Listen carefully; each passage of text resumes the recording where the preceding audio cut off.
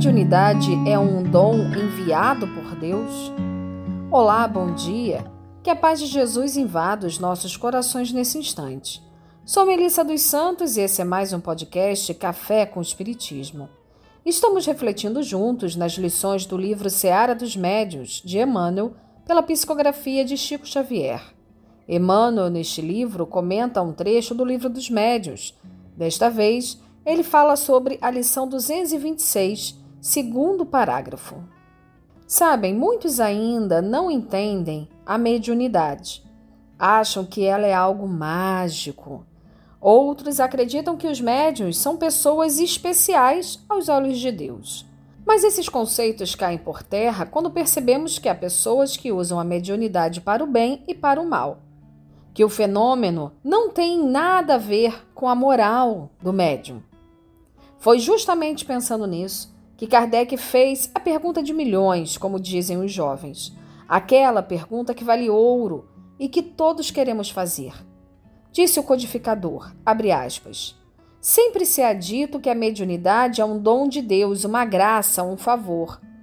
Por que então não constitui privilégio dos homens de bem?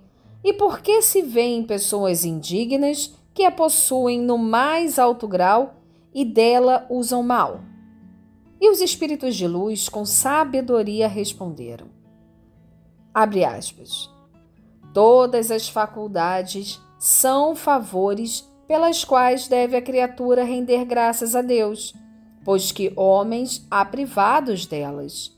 Poderias igualmente perguntar por que concede Deus vista magnífica a malfeitores, destreza a gatunos, eloquência aos que dela se servem para dizer coisas nocivas. O mesmo se dá com a mediunidade. Se há pessoas indignas que a possuem, é que disso precisam mais do que as outras para se melhorarem. Fecha aspas. Pensar na mediunidade como algo concedido por Deus para nós nos melhorarmos faz toda a diferença.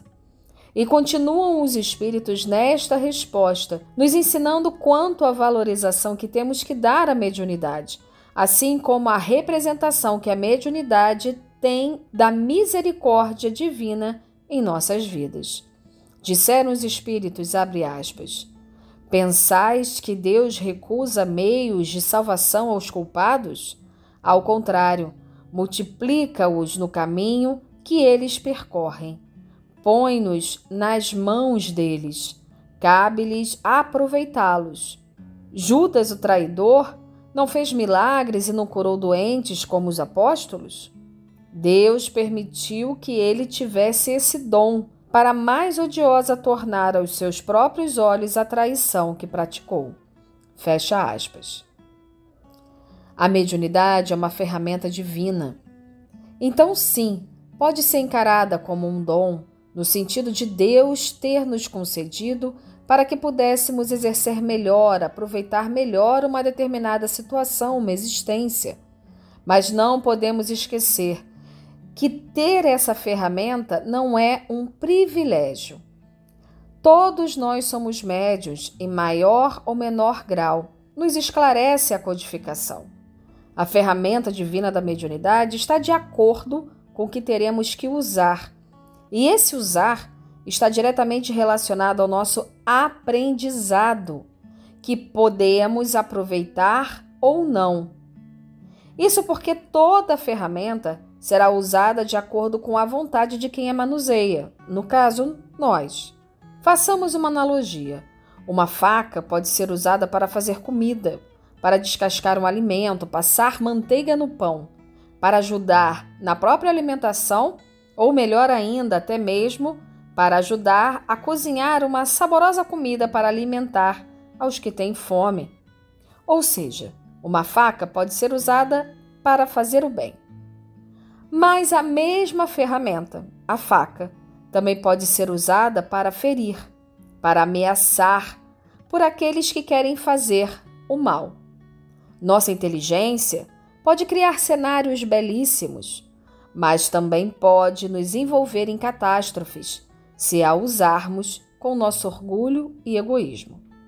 Diante de tudo isso, Vamos ao texto de Emmanuel de hoje, que se chama Força Mediúnica, e diz assim, abre aspas, considerando-se a força mediúnica como recurso inerente à personalidade humana, de vez que dentro de grau menor ou maior transparece a todas as criaturas, comparemo-la à visão comum. Efetuado o confronto, reconheceremos que, em essência, os olhos de um analfabeto, de um preguiçoso, de um malfeitor e de um missionário do bem não exibem qualquer diferença na histologia da retina. Em todos eles, a mesma estrutura e a mesma destinação.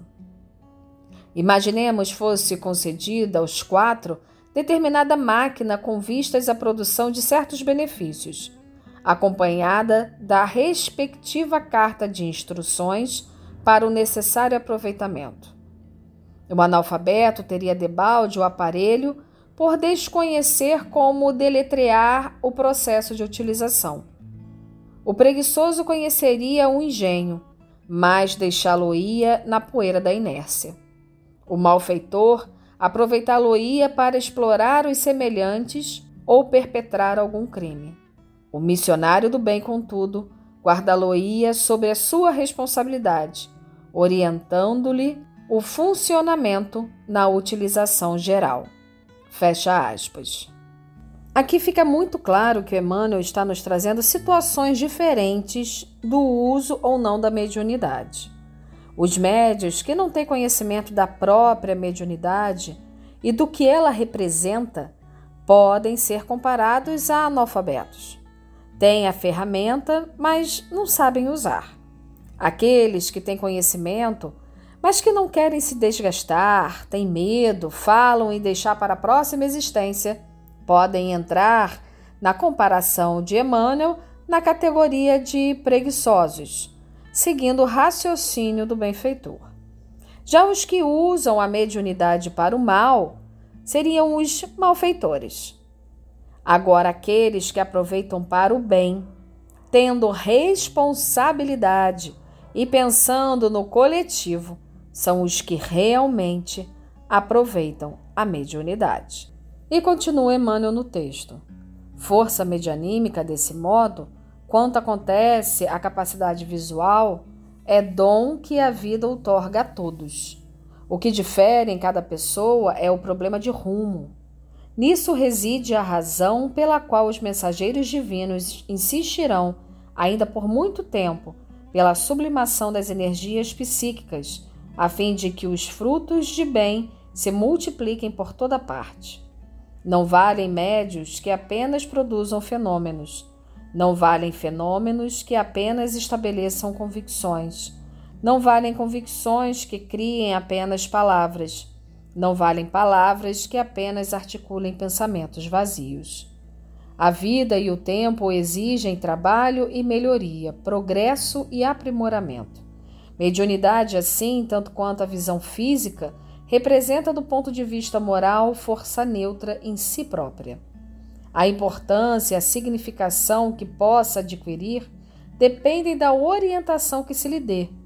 Por isso mesmo, os amigos desencarnados, sempre que responsáveis e conscientes dos próprios deveres diante das leis divinas, estarão entre os homens, exortando-os à bondade e ao serviço, ao estudo e ao discernimento, porquanto a força mediúnica em verdade não ajuda e nem edifica quando esteja distante da caridade e da ausência da educação.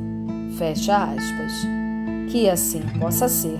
E até o próximo podcast Café com Espiritismo.